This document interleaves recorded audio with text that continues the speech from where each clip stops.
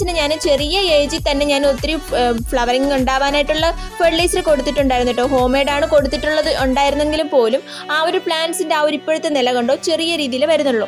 ഇതും അതുപോലെ തന്നെയാണ്. എനിക്ക് പറ്റിയ മിസ്റ്റേക്ക് നിങ്ങൾക്ക് പറ്റാതിരിക്കാൻ വേണ്ടിയിട്ടാണ് കേട്ടോ ഞാനിത് വീണ്ടും പറയുന്നത്. ഇതിലും അത്യാവശ്യം ഒരുപാട് പൂക്കൾ കിട്ടിക്കൊണ്ടിരുന്നതായിരുന്നു. പക്ഷേങ്കിൽ ഞാൻ ആദ്യം തന്നെ ഫ്ലവറിങ് ഉണ്ടാവാനായിട്ടുള്ള ഫെർട്ടിലൈസറാണ് യൂസ് ചെയ്തത്. അത് കാരണം ഈ പ്ലാന്റ്സ് ഒക്കെ ചെറുതായിട്ടൊന്ന് ഡൈ ആയി തുടങ്ങിയിട്ടുണ്ട് കേട്ടോ. അപ്പോൾ നമുക്ക് പ്ലാന്റ്സ് അത്യാവശ്യം നല്ല ഹെൽത്തി ആയിട്ടിരുന്നാൽ നമുക്ക് ഈ ഫ്ലവേഴ്സിൻ്റെ വലുപ്പവും നല്ല രീതിയിൽ വലുപ്പത്തിലുള്ള ഫ്ലവേഴ്സ് കിട്ടാനും ഹെൽപ്ഫുൾ ആകും. അപ്പോൾ ആദ്യം നൈട്രജൻ റിച്ച് ഫെർട്ടിലൈസർ കൊടുക്കാൻ ശ്രദ്ധിക്കാം. അപ്പോൾ അതോടൊപ്പം തന്നെ ഞാൻ നിങ്ങൾക്ക് കൊടുക്കാൻ പറ്റിയ ഒരു അടിപൊളി ഫെർട്ടിലൈസറും കൂടി ഈ ഒരു വീഡിയോയിൽ കൂടെ ഇൻട്രൊഡ്യൂസ് ചെയ്ത് തരുന്നുണ്ട് കേട്ടോ. അപ്പോൾ നമുക്ക് അതും കൂടി എന്താണെന്ന് നോക്കാവേ. ഈ ഒരു സൂപ്പർ ഫെർട്ടിലൈസർ ഉണ്ടാക്കാനായിട്ട് നമുക്ക് മത്തിയുടെ തലയാണ് കേട്ടോ വേണ്ടത്. നമ്മുടെ വീട്ടിൽ വാങ്ങാറുള്ള മത്തി, അതിൻ്റെ ഒരു 10-15 തല ഞാൻ എടുത്തിട്ടുണ്ട്. ഇതിൽ നമുക്ക് നമ്മുടെ പ്ലാന്റ്സിൻ്റെ ഗ്രോത്തിന് ആവശ്യമുള്ള നൈട്രജൻ കണ്ടന്റ് നമുക്കറിയാം. നൈട്രജൻ, ഫോസ്ഫറസ്, പൊട്ടാഷ്യം ഇതാണല്ലോ നമ്മുടെ പ്ലാന്റ്സിൻ്റെ ഗ്രോത്തിന് ആവശ്യമായിട്ടുള്ള ന്യൂട്രിയൻസ്.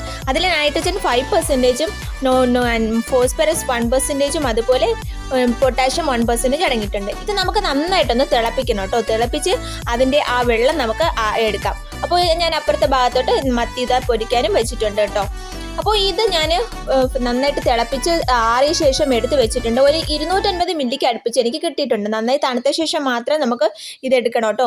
ഇനി നമ്മൾ ഇതിങ്ങനെ ഡയറക്റ്റ് ആയിട്ടല്ല നമ്മൾ യൂസ് ചെയ്യാൻ പോകുന്നത്. ഇതിനെ നമുക്കൊന്ന് ഫെർമെൻറ്റേഷൻ വെക്കാം. ഇത് 2 ദിവസം അറ്റ്ലീസ്റ്റ് ഒരു 2 ദിവസമെങ്കിലും മാറ്റി വെച്ചിട്ട് യൂസ് ചെയ്യുമ്പോഴാണ് അത്രയ്ക്കൊരു ബെനിഫിറ്റ് നമ്മുടെ പ്ലാന്റ്സിന് കിട്ടുന്നത്. ഞാൻ പറഞ്ഞു 2 മെത്തേഡിൽ പ്രിപ്പയർ ചെയ്യാം. ഇതാണ് ഈസി മെത്തേഡ്. പിന്നെ ഒന്ന് നമുക്ക് ഈ മത്തിത്തല അങ്ങനെ വെള്ളത്തിലിട്ട് ഒരു മാസത്തോളം, ഒരു 1.5 മാസത്തോളം നമുക്ക് അങ്ങനെ വെച്ചിരിക്കുവാണെങ്കിൽ അത് ഫിഷ് എമൽഷൻ എന്ന് പറയും. ആ മെത്തേഡിൽ നമുക്ക് പ്രിപ്പയർ ചെയ്യാം. അങ്ങനെ ചെയ്ത് കഴിഞ്ഞിട്ടുണ്ടെങ്കിൽ നമുക്കൊരു 2-3 മില്ലി മാത്രം മതി ഒരു കുറേ പ്ലാന്റ്സിന് ഡൈലൂട്ട് ചെയ്തിട്ട് യൂസ് ചെയ്യാനായിട്ട്. ഇതിപ്പോൾ കണ്ടോ 2 ദിവസം കഴിഞ്ഞിട്ടുള്ളതാണ് കേട്ടോ. ഇതിനെ നമുക്ക് ഡൈലൂട്ട് ചെയ്യാനായിട്ട് ഒരു 5 മടങ്ങ് വെള്ളമെങ്കിലും നമ്മൾ എടുക്കണം കേട്ടോ.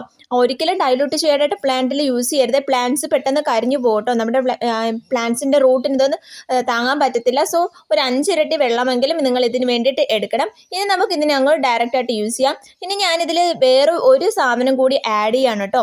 നമുക്കറിയാം നമ്മുടെ പ്ലാന്റ്സിൽ, നമ്മുടെ റോസിലൊക്കെ ഈ ഇല ചുരുൾ രോഗം അതുപോലെയൊക്കെ അഫക്റ്റ് ചെയ്യാറുണ്ട്. അപ്പോൾ അതുകൊണ്ട് ഞാൻ 1 കപ്പ് നന്നായിട്ട് പുളിച്ചിട്ടുള്ള കഞ്ഞിവെള്ളം എടുക്കുകയാണ് കേട്ടോ. നല്ല കട്ടിക്ക് ഇരിക്കുവാണ്. അപ്പോൾ കഞ്ഞിവെള്ളം കൂടി ഞാൻ ഇതിലോട്ട് യൂസ് ചെയ്യാണ്. ഇത് നിങ്ങൾക്ക് വേണേൽ സ്കിപ്പ് ചെയ്യാം. സ്കിപ്പ് ചെയ്യാതിരിക്കുന്നതാണ് നല്ലത്. കാരണം പ്ലാന്റ്സിന് വളരെ നല്ലതാണിത്.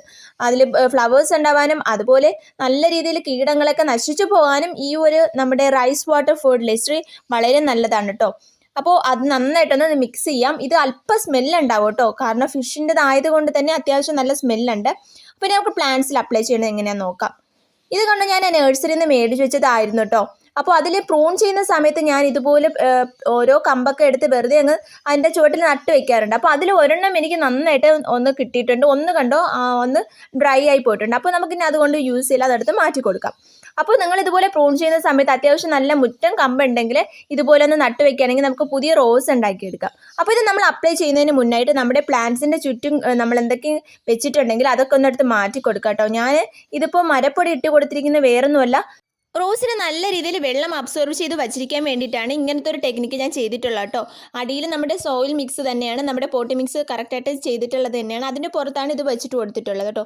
ഇനി ജസ്റ്റ് ഒന്ന് മാറ്റി കൊടുത്ത ശേഷം നമുക്ക് ആവശ്യമുള്ളത് നമ്മുടെ പ്ലാന്റ്സിൻ്റെ ചുവട്ടിലോട്ട് ഒഴിച്ചു കൊടുക്കാം കേട്ടോ. ഇതിൽ വന്നിരിക്കുന്ന ഫ്ലവർ കണ്ടോ, അത്യാവശ്യം നല്ല വലിയ ഫ്ലവറാണ് കേട്ടോ.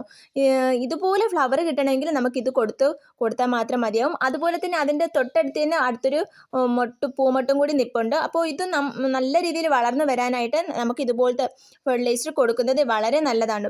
കണ്ടോ ഇതിൻ്റെ ലീവ്സൊക്കെ അത്യാവശ്യം നല്ല ഹെൽത്തി ആയിട്ട് നിൽപ്പുണ്ട്. ആ ഫ്ലവർ നിൽക്കുന്ന ഭാഗത്ത് ചെറിയൊരു പ്രശ്നമുണ്ട്. അങ്ങനെ വരുന്ന സമയത്ത് നമുക്കത് പ്ലാന്റ്സിൻ്റെ ഇലയിൽ ലീഫിലൊക്കെ ഒന്ന് സ്പ്രേ ചെയ്ത് കൊടുക്കുന്നത് വളരെ നല്ലതാണ് കേട്ടോ. നല്ല നൈട്രജൻ റിച്ച് ആയിട്ടുള്ള ഫെർട്ടിലൈസർ ആയതുകൊണ്ട് തന്നെ നമ്മുടെ പ്ലാന്റ്സിന് പെട്ടെന്നൊരു ഗ്രോത്ത് ഉണ്ടാവും കേട്ടോ. ഇത് നമുക്ക് വീക്ക്ലി വൺസ് വെച്ച് നമുക്ക് പ്ലാന്റ്സിന് ഒഴിച്ചു കൊടുക്കാം. ഇത് കണ്ടോ ഈ പ്ലാന്റ് നല്ല രീതിയിൽ നല്ല വലുപ്പത്തിലും പ്രൂണിങ് ഏതൊരു പ്ലാന്റിൻ്റെയും അത്യാവശ്യമായ ഘടകമാണ് കേട്ടോ. നമ്മളൊരു പ്രോപ്പറായിട്ടുള്ള പ്രൂണിങ് കൊടുത്തിട്ടുണ്ടെങ്കിൽ എന്താ ഇതുപോലെ തളിരിട്ട് ഒരുപാട് പൂമൊട്ടോടുകൂടി വരും കേട്ടോ. അപ്പോൾ ആ പ്രൂണിങ്ങിൻ്റെ കാര്യം പ്രത്യേകിച്ച് ശ്രദ്ധിക്കുക. പ്രൂണിങ് ചെയ്യുന്ന ആ ഇൻസ്ട്രുമെൻറ്റ്സ് ഒക്കെ നമ്മൾ ഡിസ്ഇൻഫെക്റ്റഡ് ആയിരിക്കണം കേട്ടോ. അതും കൂടി പ്രത്യേകിച്ച് ശ്രദ്ധിച്ചോളുക.